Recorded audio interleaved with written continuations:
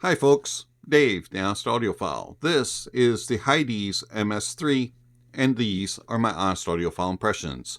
I want to thank Hidizs Audio for providing the MS3 for review. Do greatly appreciate it. Hidizs Audio, you rock. Alright, so the Hidizs MS3, this will set you back $170 from your bank account.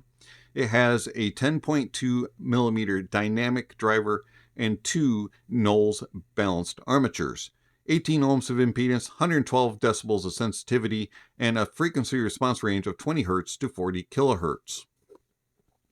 The Hidizs MS3 comes in this very nice black box. It's got some branding all over it. Nice picture on the front, and you got a high-res sticker. It's gotta sound good.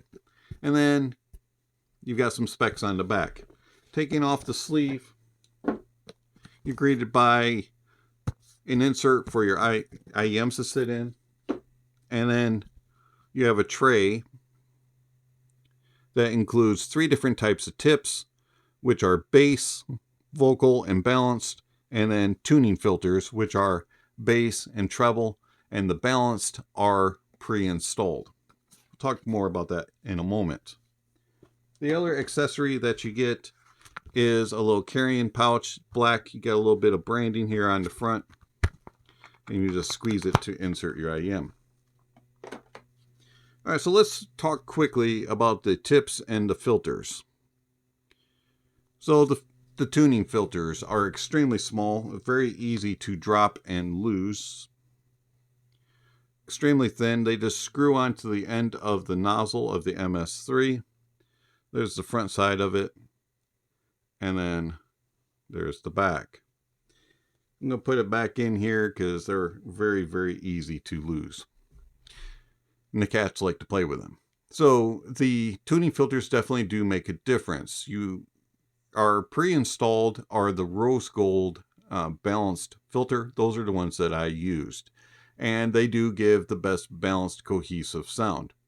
The treble filter, which is a silver one, those filters are extremely expressive and vivid up top. They put a focus on the mids and the treble, and it becomes a little too much. There's just too much elevation there for my ears to tolerate, and it thins out the note weight, and the bass kind of takes a little bit of a diminishing effect, and overall it just has a kind of a harshness to it, and it's very bright and sibilant, and I did not care for the treble filter.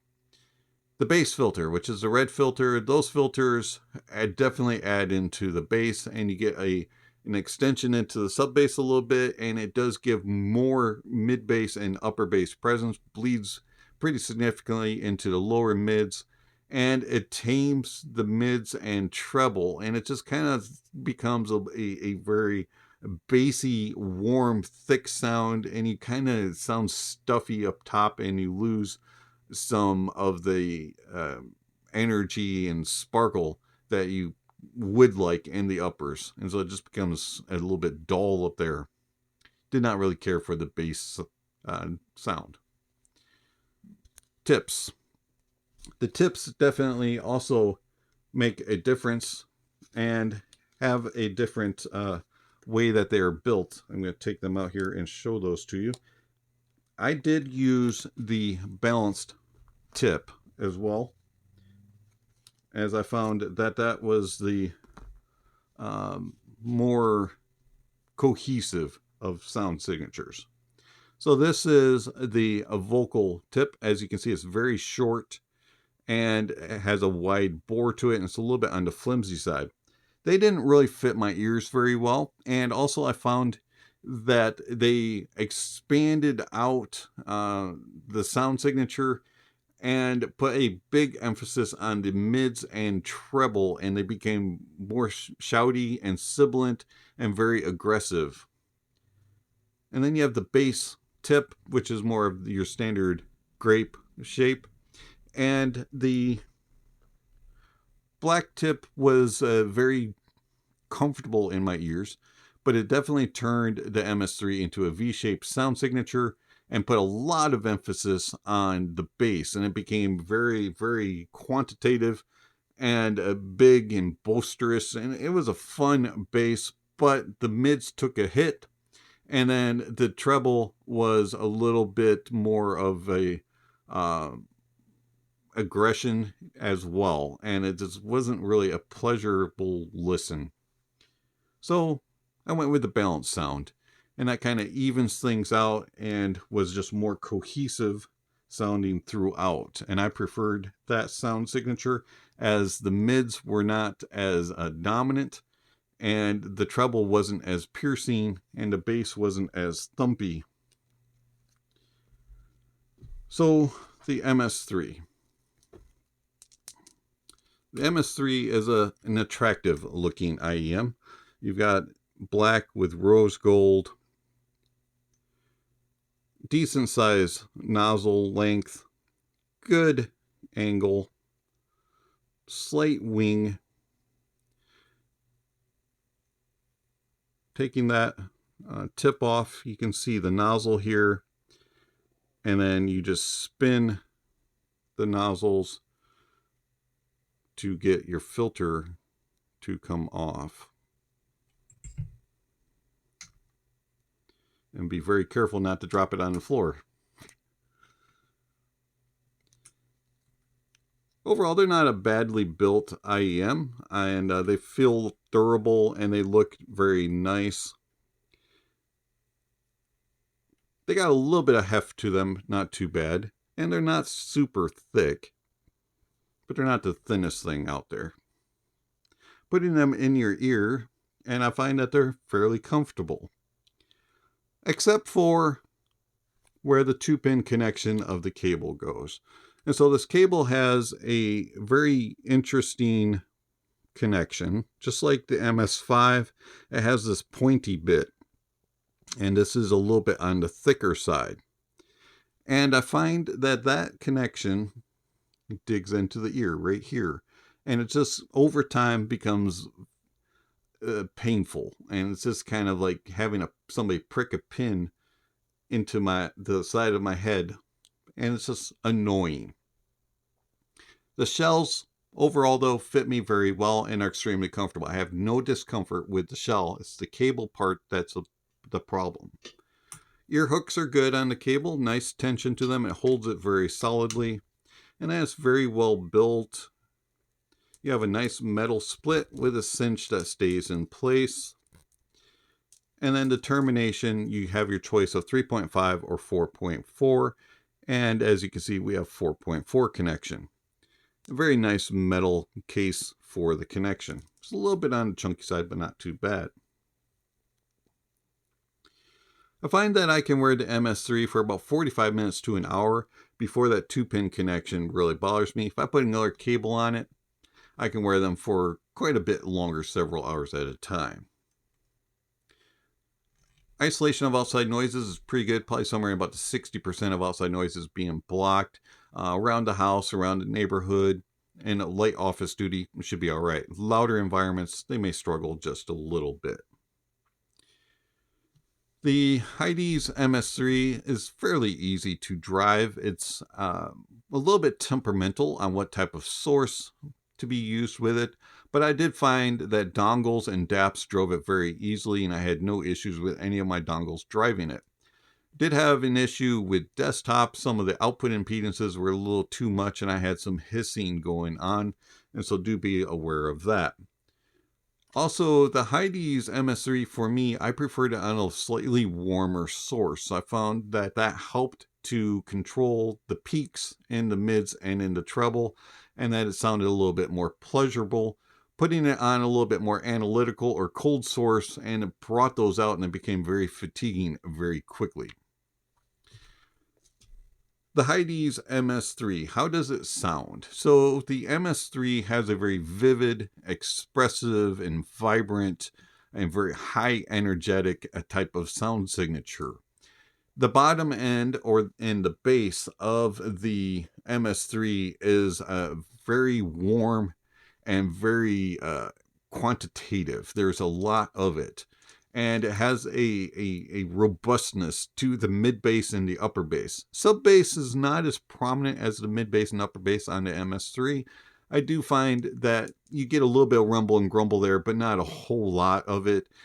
but it'll be present on some tracks when called upon. The main focus of the bass is the mid bass and the upper bass, and I find it to be rather quantitative versus qualitative. You get a lot of punch, a lot of bit of slam, good thump in the bass, and it's very energetic and it's very engaging and fun sounding, but it kind of lacks just a little bit in resolution and in definition. At times it can get a little confused, a little muddled, a little jumbled on busier tracks and heavier, harder hitting bass tracks. And the tone and timbre is good on the bass, and it's just a very pleasurable listen. It's not a really detailed and analytical bass. It's more of a fun and engaging type of bass. I wouldn't say it's a bass head bass IEM, though. It doesn't quite drive home, especially in the sub bass, but it's kind of leaning towards that. Mids. The mids of the MS3 are very interesting. The lower mids do get some bleeding from the upper bass, and so there's a little bit of thickness there, a little bit of warmth. Main mids are very much recessed, and then the upper mids are very present and elevated. So it's kind of an unbalanced mid, and I find that on some genres of music, like classical, acoustical, orchestral styles of music, and mixed groups, choirs, and that sort of stuff, it doesn't really play very well, and it will sound a little off-putting and unbalanced. But on a little more modern music and things like that, rock, dance, pop, things like that, it'll sound very good. So it kind of depends what genres of music that you listen to with MS3 when it comes to the mids. I find that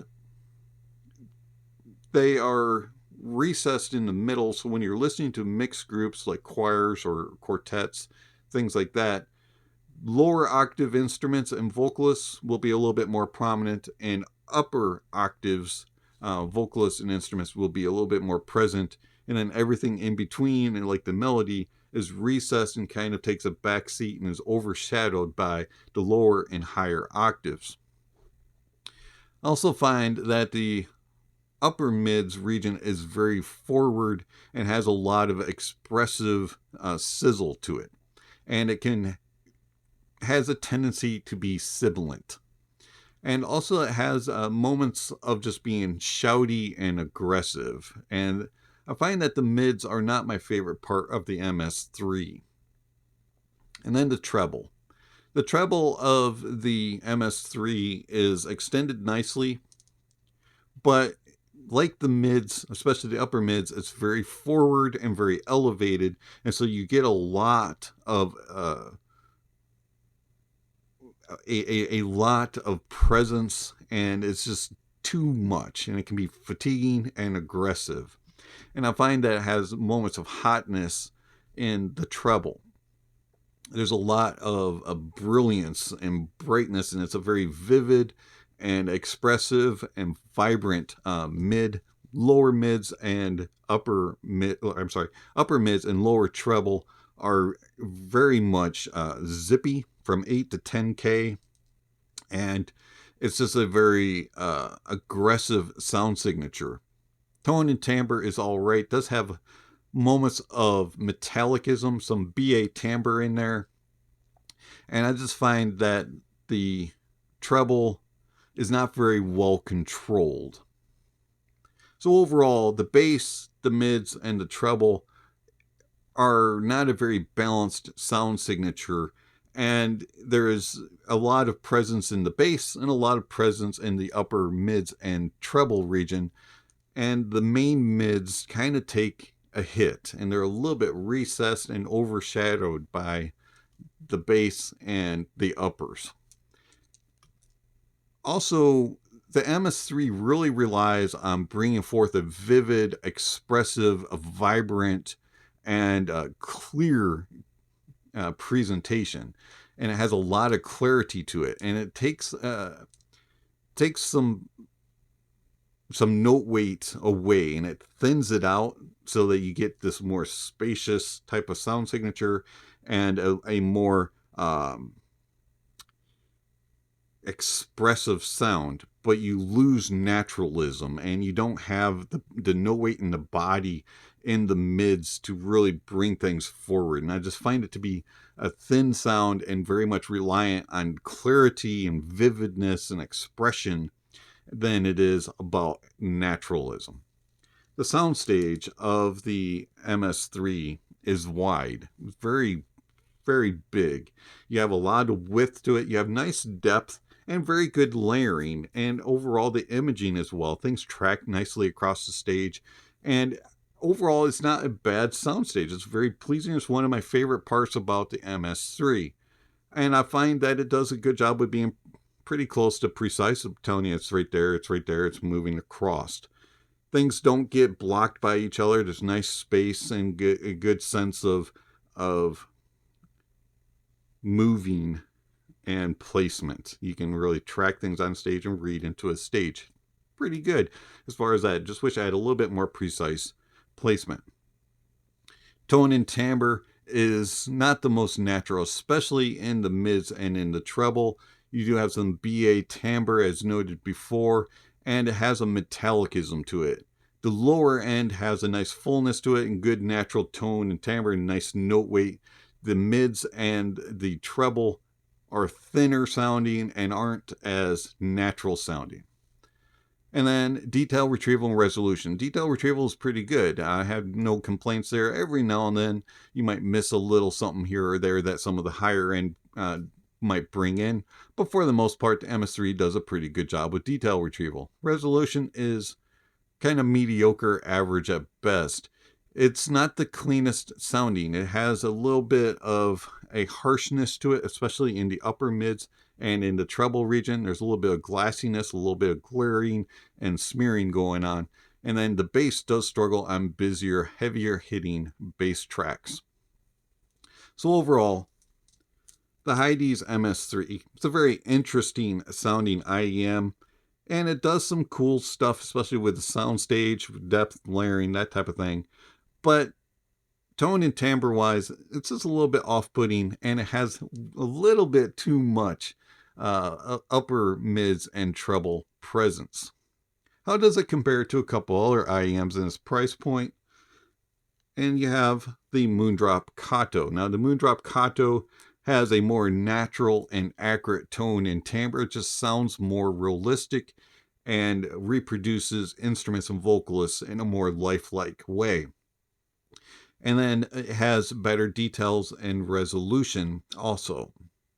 Overall, I think the Kato is a more pleasurable listen, is not as aggressive in the uppers and in the treble. It does not have as much bass impact as the MS3, but to me, the Kato is the better IEM in its price point. And then you have the big brother, the MS5. And I find that the MS5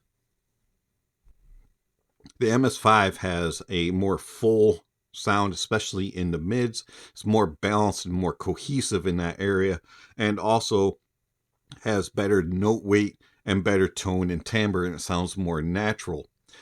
Bass is definitely bigger and fuller on the MS5 as well, and it is better controlled.